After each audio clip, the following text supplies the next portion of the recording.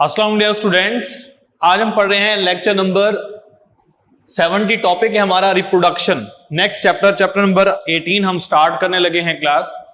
तो रिप्रोडक्शन की सबसे पहले डेफिनेशन करेंगे, फिर हम इसकी दो टाइप्स के बारे में पढ़ेंगे और साथ ही आज हम क्लोनिंग, टिश्यू कल्चर टेक्निक इसके बारे में पढ़ेंगे और लास्ट में हम जो है वो रिप्रोडक्शन ऑफ प्लांट्स और इसका ये शॉर्ट क्वेश्चन के तौर पर और एमसीक्यूज के तौर पर हमने करना है।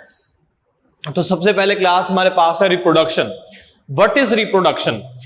रिप्रोडक्शन एक ऐसा मैकेनिज्म है जिसके अंदर क्या होता है कि जो ऑर्गेनिजम्स होते हैं वो अपनी नेक्स्ट जनरेशन जो है वो प्रोड्यूस करते हैं। The mechanism through which the organism reproduce it's next generation and is necessary for the maintenance of species. किसी भी स्पीशी को मेंटेन करने के लिए जो मैकेनिज्म होता है उस मैकेनिज्म को क्लास हम कहते हैं रिप्रोडक्शन। ठीक है, the mechanism through which organism produce its next generation। तो सबसे पहले डेफिनेशन करते हैं, mechanism which produce next generation and maintain the species is called reproduction।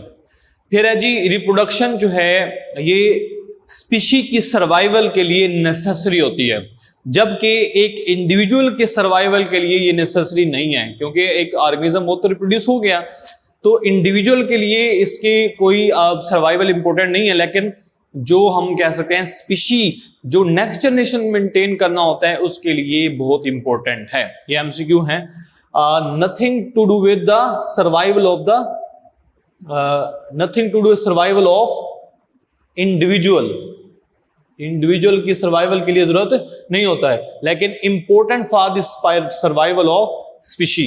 यानी इंडिविजुअल की सर्वाइवल के लिए इंपॉर्टेंट नहीं है लेकिन स्पीशी की सर्वाइवल के लिए इंपॉर्टेंट है। उसके बाद नेक्स्ट क्लास हमारे पास है जी टाइप्स ऑफ रिप्रोडक्शन। हम पहले भी पढ़ चुके हैं रिप्रोडक्शन की दो टाइप्स हैं, एक है एसेक्सुअल रिप्रोडक्शन, दूसरी है सेक्सुअल रिप्रोडक्शन। जो सेक्सुअल रिप्रोडक्शन है ये एक ऐसी टाइप होती है जिसमें सिंगल पेरेंट इन्वॉल्व होता है, जिसमें एक पेरेंट के सेल या टिश्यू या पार्ट से एक नया प्लांट बन जाता है। इसमें माइटोसिस का प्रोसेस होता है, same number of chromosome transfer होते हैं नेक्स्ट जनरेशन के अंदर और इससे जो ऑर्गेनिज्म प्रोड्यूस होते हैं वो आइडेंटिकल होते हैं टू द पेरेंट ऑर्गेनिज्म। ठीक है, तो इस मैकेनिज्म को हम नाम देते हैं एसेक्सुअल रिप्रोडक्शन। ठीक है, और एसेक्सुअल रिप्रोडक्शन में फ्यूजन ऑफ गैमेट्स नहीं होती है। The type of reproduction in which single parent is involved, सिर्फ एक पेरेंट इन्वॉल्व होता है, उससे एक नया ऑर्गेनिज्म बन जाता है। Which give rise to new offsprings by mitotic cell division। इसमें ये याद रखिएगा माइटोटिक यानी माइटोसिस होती है।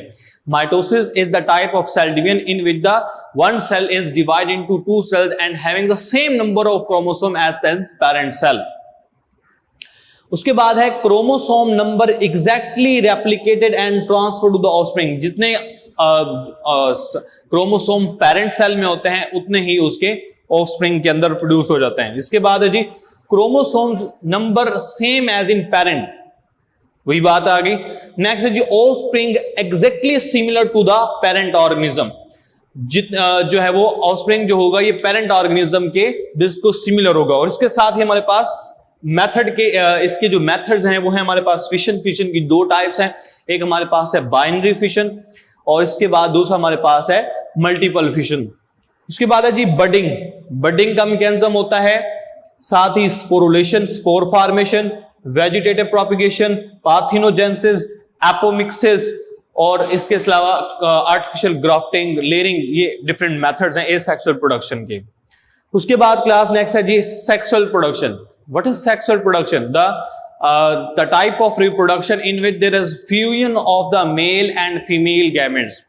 जो gametes की फ्यूजन होती है और इसमें जो ऑर्गेनिज्म होता है उसमें जेनेटिक वेरिएशंस आती हैं, क्योंकि इसके अंदर जो गैमेट्स फॉर्मेशन होती है जिसको हम गैमेटोजेनेसिस कहते हैं वो मियोसिस के प्रोसेस से होता है। और मियोसिस के अंदर आप जानते हैं क्रॉसिंग ओवर का एक प्रोसेस होता है जिसके जरिए जो जेनेटिक मटेरियल होता है वो एक्सचेंज हो जाता है, वो चेंज हो जाता है। Due to the change in the genetic material next generation में जो ऑर्गेनिज्म प्रोड्यूस होते हैं वो बेस्ट जेनेटिक वेरिएशंस होती हैं। Is the fusion of the male and the female gametes, यानी कि मेल और फीमेल गैमेट्स की फ्यूजन होगी। उसके बाद gametes are produced by meiosis, ये आप याद रखिएगा। जबकि आप ऊपर में कहा था माइटोसिस, इसमें मियोसिस होती है। मियोसिस के अंदर क्या होगा, एक सेल जो होता है ना डिप्लॉइड सेल, वो 4 हैप्लॉइड सेल में कन्वर्ट हो जाता है। उसके बाद है जी during which gametes formation chromosome number become half, chromosome के नंबर जो होते हैं ये नेक्स्ट जनरेशन के अंदर हाफ हो जाते हैं। उसके बाद है जी when which maintain the number of chromosome in the next generation, जो कि नेक्स्ट जनरेशन में नंबर ऑफ क्रोमोसोम को मेंटेन करता है।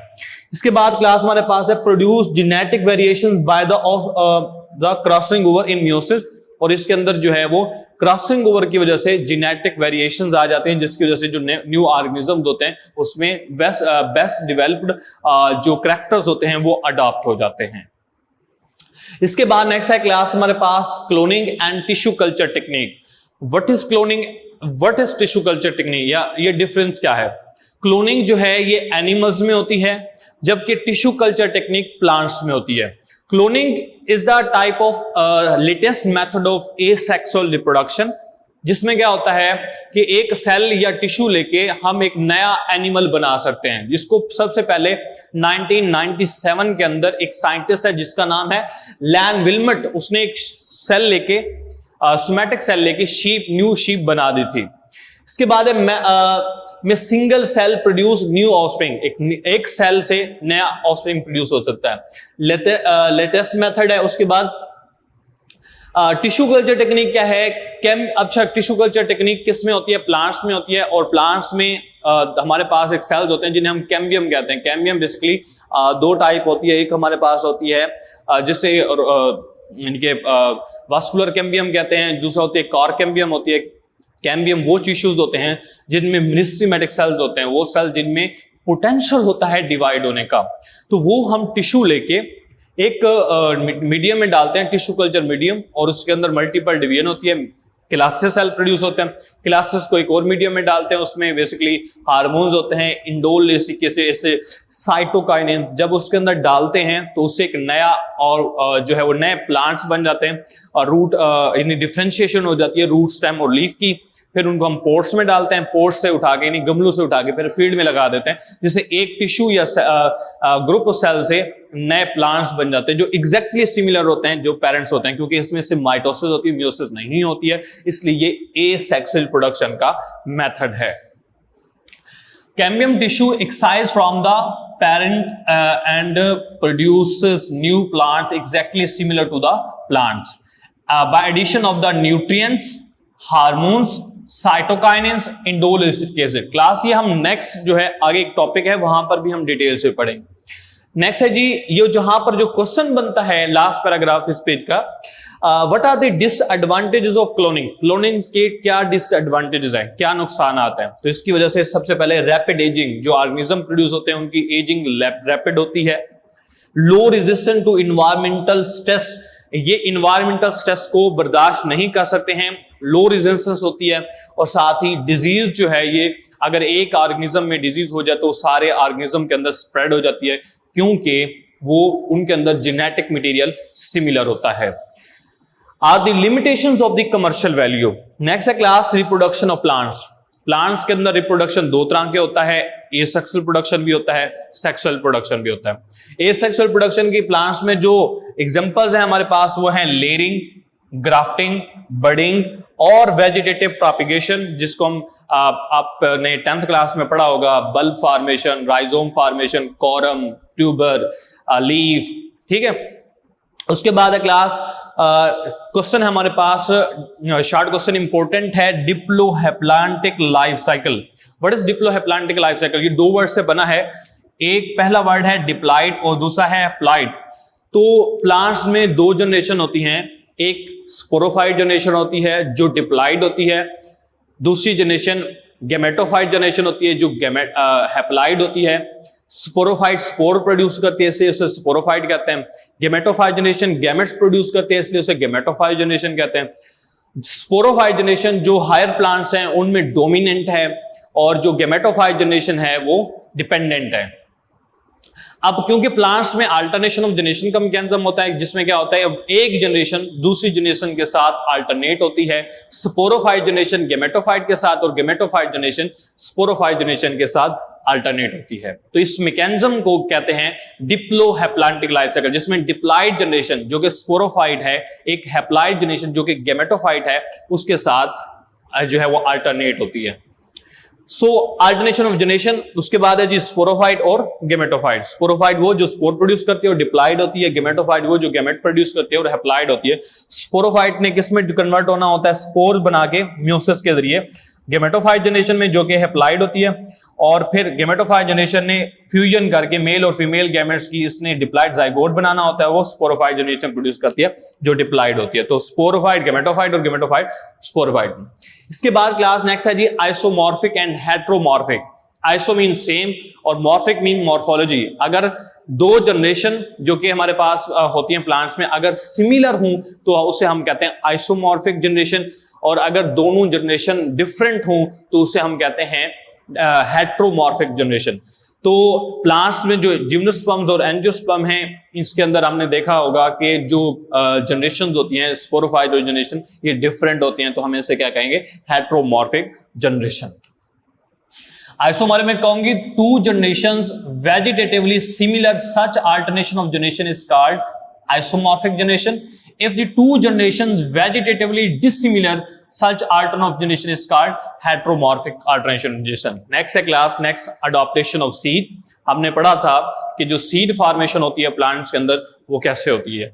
ये आप फर्स्ट ईयर के अंदर चैप्टर नंबर 9 में डिटेल के साथ एवोल्यूशन ऑफ सीड के अंदर पढ़ चुके हैं। उसके बाद आपने जिम्नोस्पर्म के अंदर भी पढ़ा था। तो क्लास इसमें सबसे पहले तो हम बात करेंगे, सीड प्लांट दो तरह के होते हैं, एक जिम्नोस्पर्म, दूसरे एंजियोस्पर्म। हमने देखा होगा कि जो जिम्नोस्पर्म्स होते हैं उनमें सिर्फ सीड फॉर्मेशन होती है, जो एंजियोस्पर्म होती है उनमें फ्लावरिंग भी होती है और सीड फॉर्मेशन भी होती है, फ्रूट फॉर्मेशन भी होती है। तो उनकी जो अडाप्टेशंस हैं वो कुछ दी गई हैं। ये क्वेश्चन बन सकता है, right on the adaptation of seed plant. तो सबसे पहला अब हमारे पास है जो सीड प्लांट है, इनके अंदर मॉडिफिकेशन किसकी हुई, फ्लावर की, कि इनके अंदर फ्लावर जो है वो प्रोड्यूस हो गया। अब फ्लावर कैसे प्रोड्यूस होता है वो आपको याद होगा, आपने पढ़ा था। सबसे पहले तो आप इसकी पेडिसल के बारे में याद रखें, पेडिसल होता है। उसके बाद आपने इसकी सेपल पढ़े होंगे, सॉरी मैं इसको ग्रीन कलर से बना देता हूं, सेपल जिसको आप कैलेक्स कहते हैं। इसके बाद आपने इसका क्रोला पढ़ा होगा जिसको पेटल्स कहते हैं, इंडिविजुअल यूनिट्स को पेटल्स कहते हैं। ठीक हो गया। तो इसी तरह से हमारे पास क्रोला हो गया, और उसके बाद थर्ड आपने एंड्रोशियम पढ़ा था जिसके ऊपर इसकी मेल गेमेटोफाइट जनरेशन प्रोड्यूस होती है एंथर के अंदर। और फोर्थ वोर जो है वो गाइनोशियम होता है जिसको कार्पल इंडिविजुअल यूनिट को कहते हैं, और इसके अंदर एक ऊपर स्टिग्मा होता है, दरमियान में स्टाइल होता है, और बेसल जो है वो स्वोलन पोर्शन ओवरी होती है, ओवरी के अंदर ओव्यूल होता है। तो ओव्यूल के अंदर मेगास्पोरेंजियम यानी कि एग प्रोड्यूस होता है। तो आपको याद होगा, तो इसके अंदर आप देखें इनफ्लोरेसेंस फॉर द पोलिनेशन। अब ये इनफ्लोरेसेंस या फ्लावर फॉर्मेशन कैसे क्यों होती है, ताकि पोलिनेशन का मैकेनिज्म हो, transfer of pollen grains from anther to stigma. उसके बाद है जी pollen transfer via pollen tube. आपको याद होगा, आपने जब पढ़ा था कि जब यहां पर पोलन्स आते हैं तो इनमें 3 न्यूक्लियस होते हैं, एक इसके अंदर ट्यूब न्यूक्लियस होता है और 2 स्पर्म न्यूक्लियस होते हैं। तो स्पर्म जो न्यूक्लियस होते हैं उनको सेफली मेगास्पोरेंजियम में ट्रांसफर करने के लिए इसमें एक पोलन ट्यूब बनती है। जो पोलन ट्यूब है ये safely transfer of pollen grains को इसके अंदर होती है। फिर डबल फर्टिलाइजेशन होती है क्योंकि एक स्पर्म जाकर फ्यूजन न्यूक्लियस के साथ फर्टिलाइज होता है और क्या बनाता है, एंडोस्पर्म न्यूक्लियस, जो कि फूड बन जाती है एंडोस्पर्म टिश्यू के अंदर। उसके बाद एक दूसरा स्पर्म जो है वो एग के साथ फर्टिलाइज होता है और क्या बनाता है, जाइगोट बनाता है, और जाइगोट जो है वो एम्ब्रियो में डेवलप हो जाता है। ओव्यूल की जो वॉल होती है इसको इंटेगुमेंट कहते हैं, ये आगे जाकर जो है वो सीड कोड बना देती है। उसके बाद इसके अंदर हमारे पास जो यानी कि ये सारे स्ट्रक्चर्स बन जाने के बाद इसको हम पूरा क्या कहते हैं, सीड कहते हैं। इसके साथ ही food storage for the developing embryo जिसको हम एंडोस्पर्म टिश्यू कहते हैं, protection by the seed coat जो कि इंटेगुमेंट से बनती है, dispersal with the help of fruit formation. अब देखिए ना, ओवरी ने डेवलप होना होता है फ्रूट के अंदर, और इसलिए हमेशा जो सीड होते हैं वो ओवरी के अंदर होते हैं। तो जो फ्रूट होते हैं ये सीड की डिस्पर्सल में इंपॉर्टेंट रोल प्ले करते हैं। नेक्स्ट है जी in due the unfavourable condition, यानी अनफेवरेबल कंडीशन में जो सीड होता है वो एम्ब्रियो को सर्वाइवल करवाता है क्योंकि उसमें स्टोर्ड फूड होती है। एंडोस्पर्म टिश्यू की फॉर्म में जब दोबारा से नॉर्मल कंडीशन आती है, जैसे यानी कि उसको फेवरेबल एनवायरनमेंट मिलता है, टेम्परेचर मिलता है, वाटर मिलता है, न्यूट्रिएंट्स मिलते हैं, तो तब जाके वो ग्रो करता है जब उसका टाइम पीरियड आता है। तो ड्यूरिंग फेवरेबल कंडीशन जो है ये डोरमेंसी को ब्रेक करके न्यू ऑर्गेनिज्म में कन्वर्ट हो जाता है। तो यहां पर हमारा लेक्चर एंड होता है। Thank you class, Allah Hafiz.